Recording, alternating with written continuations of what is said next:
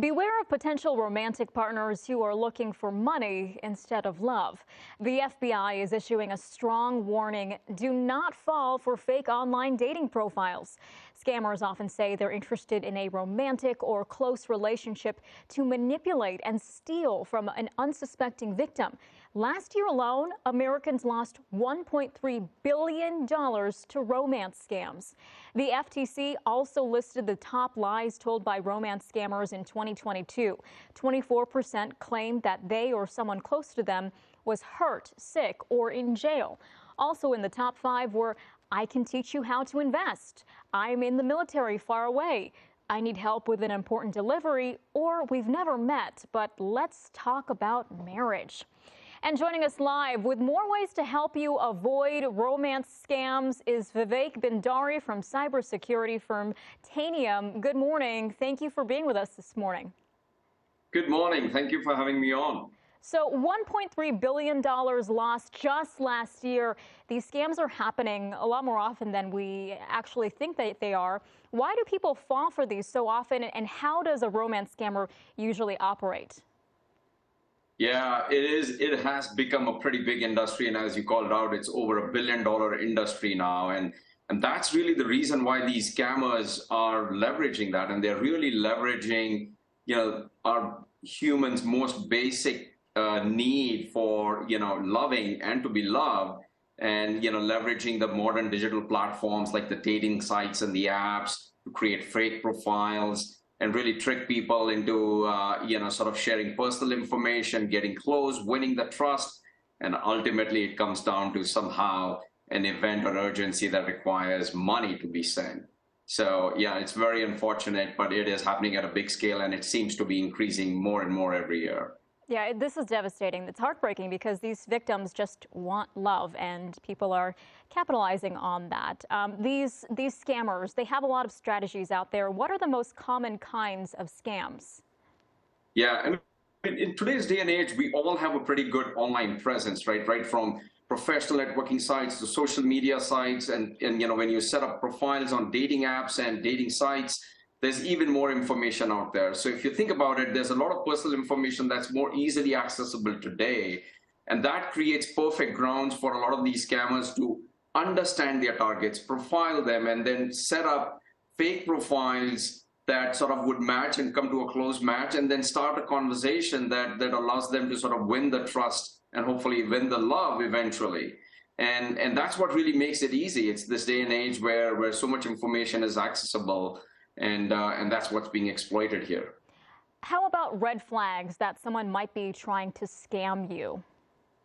Yeah, and that's a really good question. So here are some tips that we can sort of look at when trying to understand what these scammers are doing. The common techniques these scammers will try to deploy is after they win the trust, they will create a urgent situation that requires them, to sort of either send money their way because they're planning to meet, or there's a medical emergency, and there are, those kind of scenarios. So if you haven't really met the person, don't really know them that well, and there's a situation that comes up where it requires you to send them money, that's a red flag. The other red flag is they seem too perfect and they're moving too fast in the relationship. That will be another red flag. The other red flag would be there's always some of the other reason that comes up why they can't really actually meet. These are some very common techniques and red flags that one should be aware of when engaging in online sites and these dating sites and apps. Okay, so let's say you're talking to someone and you're starting to notice these red flags, you're getting suspicious. How can you actually check that the person you're talking to really is who they say they are?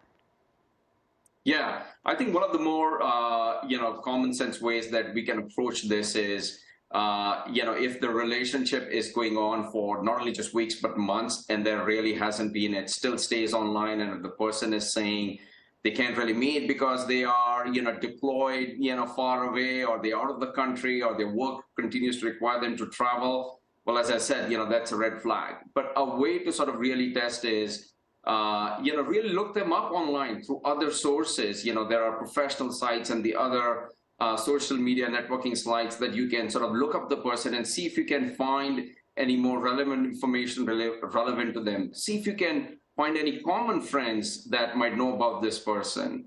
And then, of course, if all said and done, when you actually get to meet the person and get to know the person a little bit better in terms of who they are, where they come from, and their background, those are the kind of things that can build a lot more trust and comfort in the relationship. And the other thing we should always keep in mind is, leverage our friends and our trusted relationships, right? Friends and family, to bounce things off of them. If we feel something is not right or we are unsure, leverage our trusted relationships to bounce it off of them. That's good advice there. Romance scammers also tend to target older individuals. How do we keep an eye out and talk to our elderly family members if we see them possibly engaging with a scammer? Yeah, that's a really good point. And unfortunately, that is just heartbreaking to see what these scammers are doing, going after, the elderly as well. And after, just lifelong savings sometimes get wiped off with that.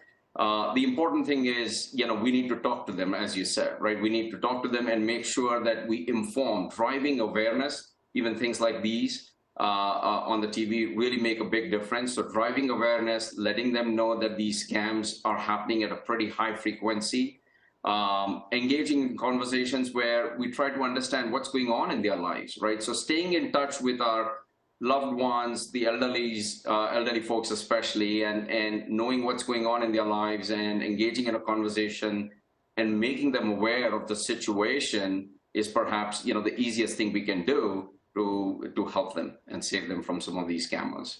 And it's not just romance scammers that we need to look out for. How can we avoid being tricked by maybe fake e-commerce sites or fake QR codes? Yeah, you're right. Absolutely. It's just not the romance scammers. A lot of the times these scammers are actually trying to trick people into even getting sensitive data or clicking on links where those links might eventually end up installing some malicious software or bad software on our machines that we are using. And the software effectively can eventually then steal data from a laptop, steal passwords, and that can be, eventually lead to loss of financial information or even money. So we have to be very careful when we are engaging in a communication online with people that we really haven't met, really don't know very well. Be very careful of clicking on links or opening things that are coming through on these files. Be very careful in terms of not sharing anything that is too private or inappropriate. And just making sure that even with we do this for organizations where we help companies keep their user machines and all kinds of devices up to speed and patched and protected from a lot of these kind of attacks. And as individuals, all of us can easily do that, making sure our machines, our laptops, our phones are always up to date with the latest software, and just be careful on clicking on links and everything, right? Like I always say, if unsure, leave undone. Good advice there. Being careful and staying vigilant. Okay, Vivek Bhandari, thank you so much. We appreciate it. Thank you. Thank you for having me on.